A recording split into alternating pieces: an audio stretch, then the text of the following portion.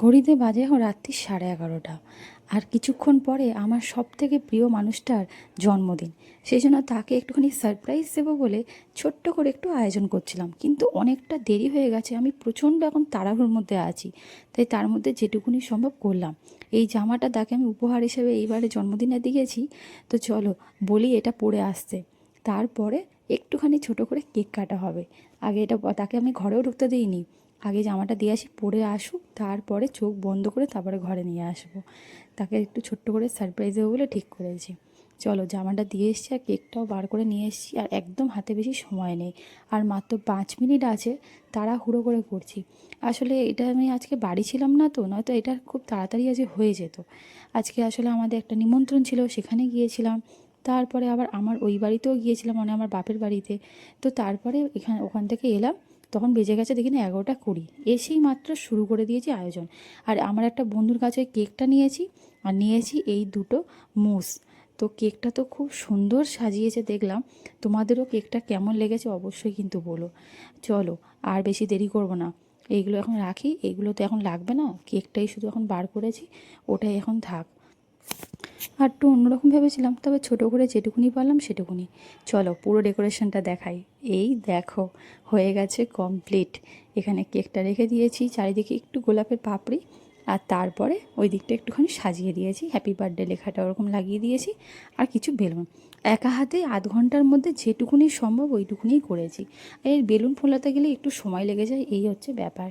চলো, আর এই দেখো কেকটা একবার তোমাদের ভালো করে ক্লোজ থেকে দেখিয়ে নিই। হাতে আর 2 মিনিট সময় আছে, 2 মিনিট পরেই দরজা খুলবো। আজকে একদম দরজা ভিতর থেকে লক করে দিয়েছি।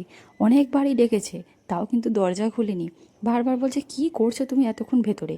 আর মাঝখান থেকে একটা বেলুনও ফেটে গেছে। মনে হয় একটুখানি আন্দাজ করে ফেলেছে বেলুন ফাটার আওয়াজ শুনে। কিন্তু যাই হোক, কী করার আছে, আমার তো আর কিছু করার নেই, বেলুনটা ফেটে গেলে আর কী করবো। আর এই কেকটা এত সুন্দর বানিয়ে দেওয়ার জন্য আমার এই বন্ধুটিকে একটা বড় করে থ্যাংক ইউ জানাতে হবে।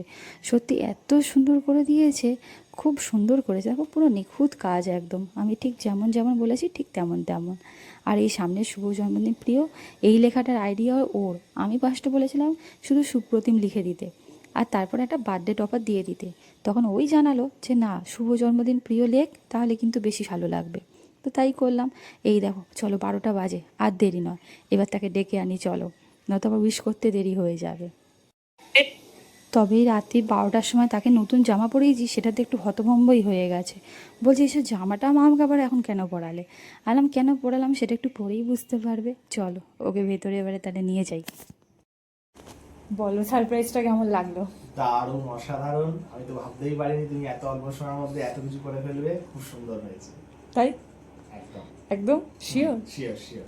খুব ছোট করে আমি একটু অন্যরকম ভেবেছিলাম, কিন্তু পারিনি, সময় খুব কম না, ছিল। খুব যা হয়েছে খুব সুন্দর হয়েছে, ভালো হয়েছে। Thank you, happy birthday. Thank you. চলো এবার তাহলে কেকটা কাটা যাক, দেরি ওকে, করে আর লাভ নেই।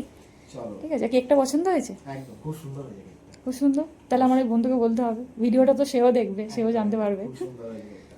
ঠিক আছে, চলো তাহলে কেকটা এবার কাটা হোক। 1 মিনিট, তাছাড়াকে 2-4টে ছবি তুলে নিয়ে একবার দাঁড়াও।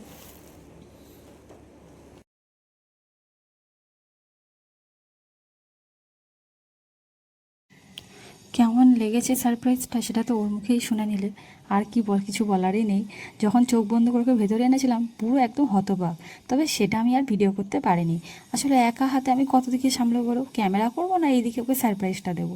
যাই হোক, চলো ওকেই বললাম তোমার জন্মদিনের তুমি স্পার্কেলটা তুমিই ধরাও, আমি এইদিকে ক্যামেরায় রয়েছি। আর সত্যি কথা বলতে না, এই স্পার্কেল জ্বালাতে আমার ভীষণ ভয় লাগে, তাই ওকেই বললাম যে তুমিই জ্বালিয়ে নাও। যাই হোক, তোমাকে তোমার জন্মদিনের অনেক অনেক শুভেচ্ছা। তোমার সারাটা জীবন খুব ভালোভাবে আনন্দে কাটুক, এইটুকুই কামনা করব। সারাটা জীবন তুমি হাসি মুখে দিন কাটিও। তারপরে তো আমি তো রইলাম তোমাকে ভালো রাখার জন্য। যাই হোক চলো, কেক কাটা হয়ে গেছে, কেকটা খাওয়ানো কমপ্লিট, আর কেকটা ভীষণ সুন্দর খেতে হয়েছে। সত্যি আমার এই বন্ধুটাকে একটা বড় করে থ্যাংক ইউ জানাতেই হবে। তবে আজকে তো রাত হয়ে গেছে, একটা মেসেজ করে রাখি, এখন তার ফোন করতে পারবো না। তারপরে কালকে ওকে সব জানাবো। এখন অনেকটাই রাত হয়ে গেছে, প্রায় 12:30 বেজে গেছে। আর কেকের ভিতরটা দেখলে তো পুরো কি সুন্দর, একদম পুরো ডার্ক চকলেটে করা। আর বেশ দামটাও কিন্তু একদম রিজনেবল প্রাইসের মধ্যেও নিয়েছে, একদম ঠিকঠাক। চলো হয়ে গেছে, এবার এগুলো সব তুলে দিই। এই সাজাতে তো খুব ভালো লেগেছে, এইবারেই দেখো এগুলো সব খুলতে গেলেই মুশকিল। তবে এখন কিছু খুলবো না, শুধু বেলুনগুলো এখন সরিয়ে দিই। আর ও তাই জিজ্ঞেস করছে কেকটা এখন কী করবো, কেকটা বক্সে করে এখন রেখে দিই ফ্রিজে, কারণ ডিনার তো আমাদের হয়ে গেছে, এখন আর বেশি কেক খাওয়াও যাবে না। তো এই জন্য ওর একটু ছবি টবি তুলে দিই, দিয়ে আর এবারে এগুলো সব যত যা আছে সব গোলাপের পাপড়ি টাপড়িগুলো এবার সুন্দর করে গুছিয়ে নিতে হবে। তো চলো ভিডিওটাও তাহলে আজকে এখানেই শেষ করছি। তোমাদের যদি ভিডিওটা ভালো লাগে অবশ্যই লাইক করো, কমেন্টে জানিও কেমন লেগেছে। আর হ্যাঁ, আমার ভিডিওগুলো যদি তোমাদের ভালো লেগে থাকে অবশ্যই কিন্তু আমাকে প্লিজ একটু ফলো করে দিও। সবাই খুব ভালো থেকো, সুস্থ থেকো। তোমাদের সাথে দেখা হবে আবার পরের কোনো একটা ব্লগে।